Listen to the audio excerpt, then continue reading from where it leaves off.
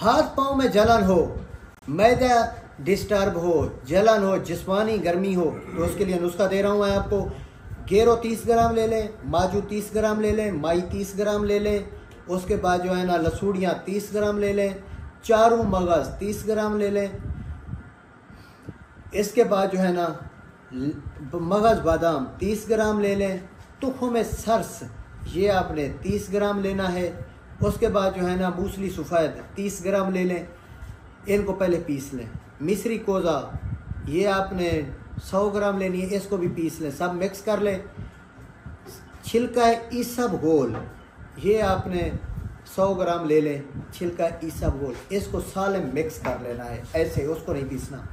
एक बड़ा चम्मच भर के रात को दूध के साथ लें।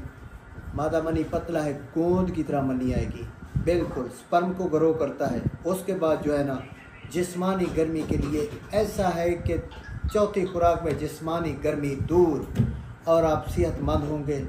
अच्छा खून पैदा होता है, जिगर की इस्लाह करता है, मैदे की इस्लाह करता है, गैस कब्ज़ तेज़ाबियत के लिए मुजर्रब चीज़ है। शुक्रिया, अल्लाह हाफ़िज़।